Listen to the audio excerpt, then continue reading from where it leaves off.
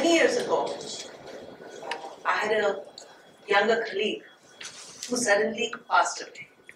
He had a massive heart attack in the night, and before he could be taken to the hospital, he was gone. We were very sad, me and my team were extremely sad to see him.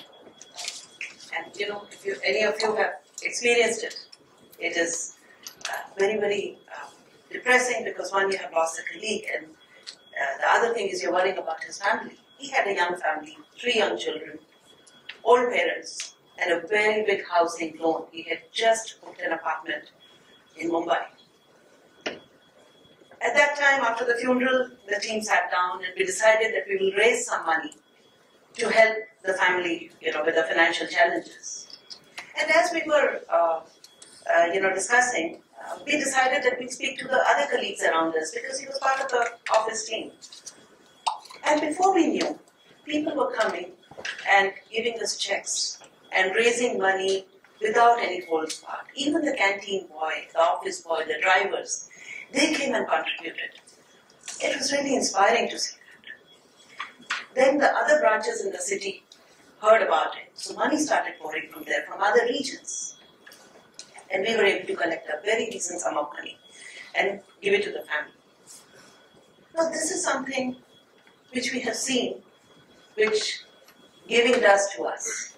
It made us feel good at a certain level. Any of you have participated in any act of giving any time? Could be money, could be effort, could be physical effort, could be just a smile to the doorman when you enter the office. Anybody? Raise hands. Almost everybody has. How does it make you feel? Feels good, right?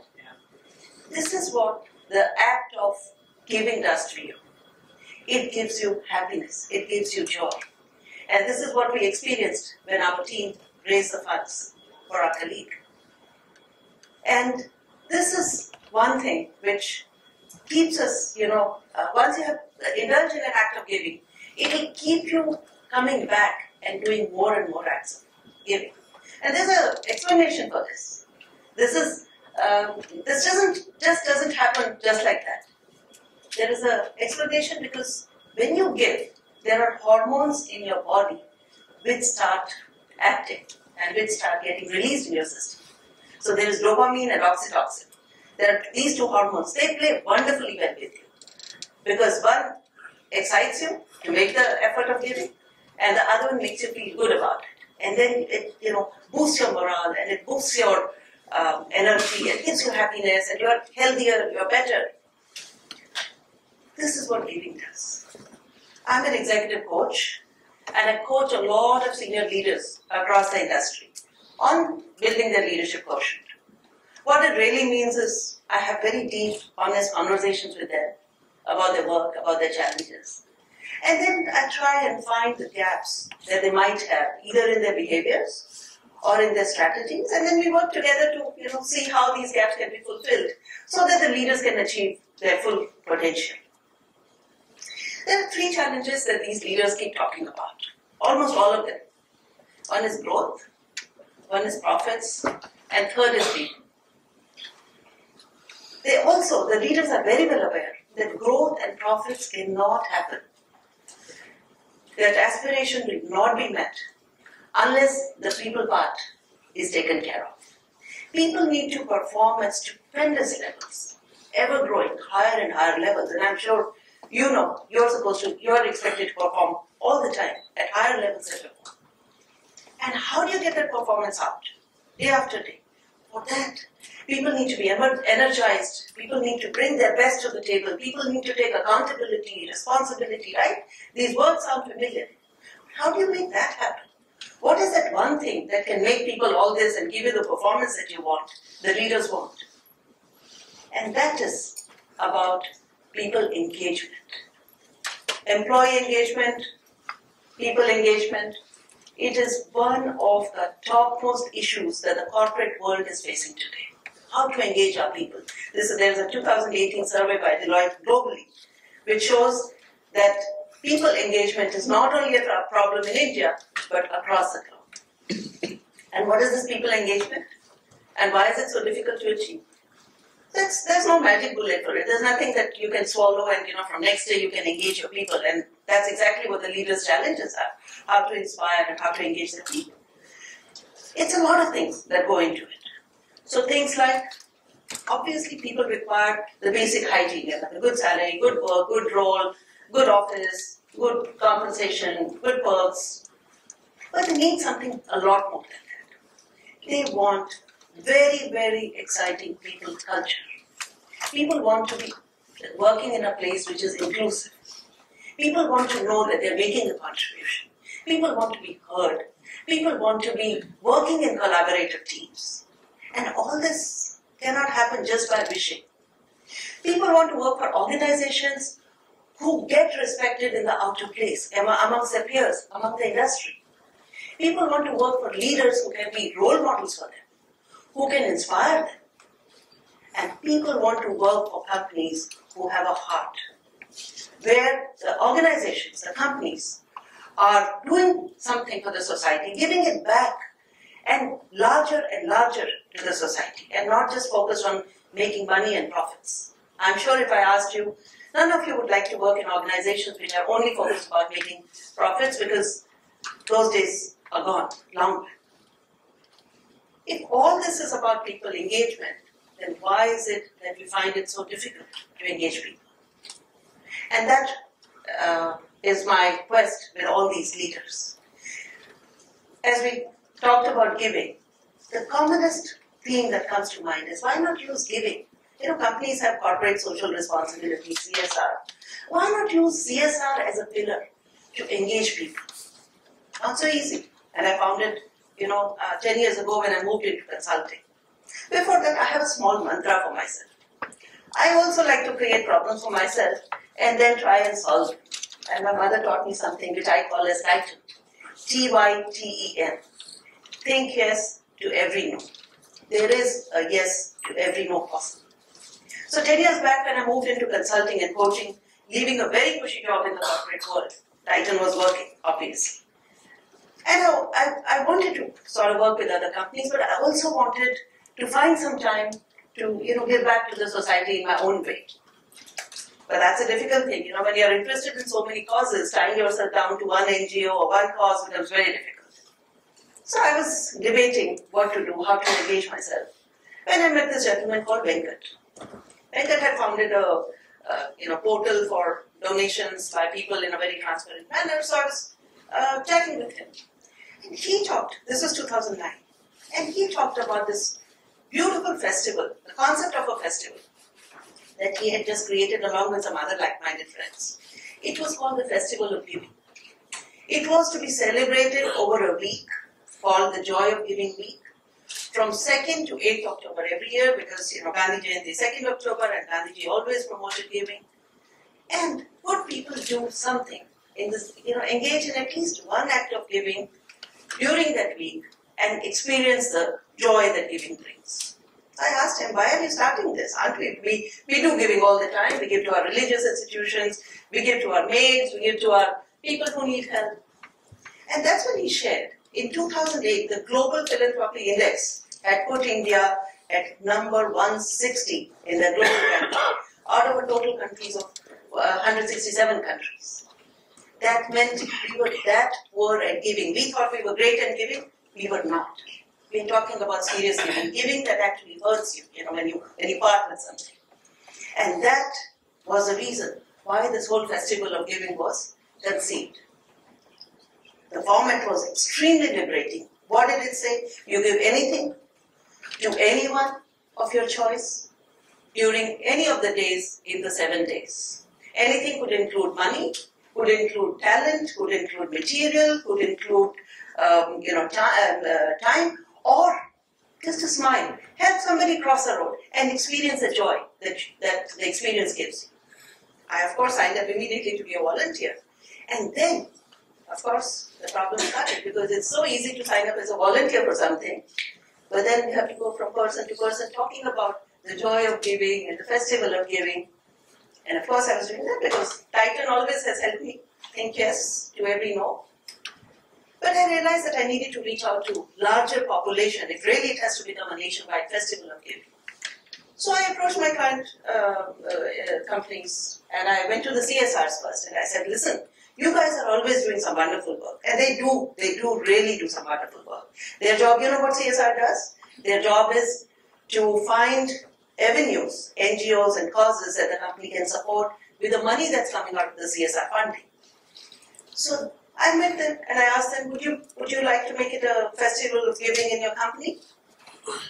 And they said, well, it's a bright idea, but what was that about? I realized that CSRs are really 2 people or 1 person or with very small teams within organizations, and they work in absolute silos.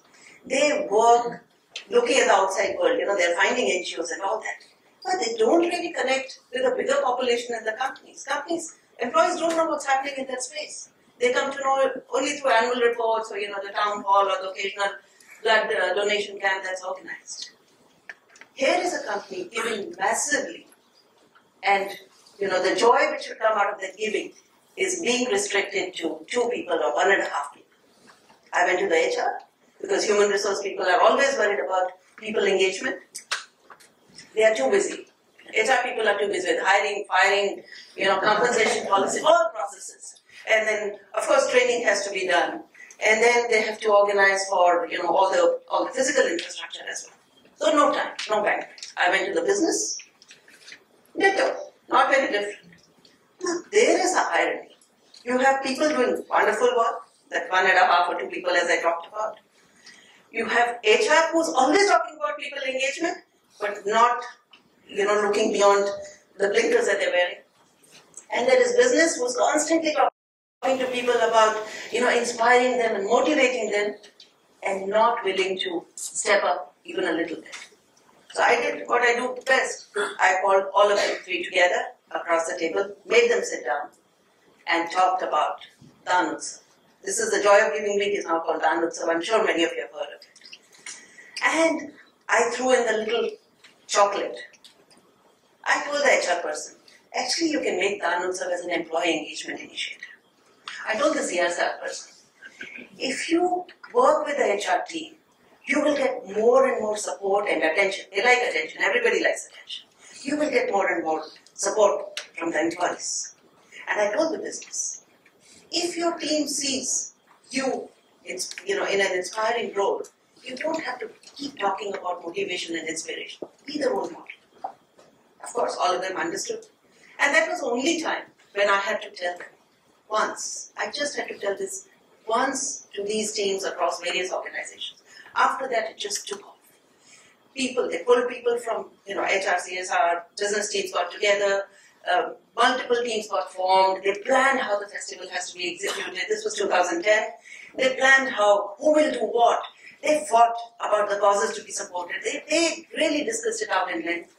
And that year, 50 companies participated in Daan Utsav and experienced the joy of giving.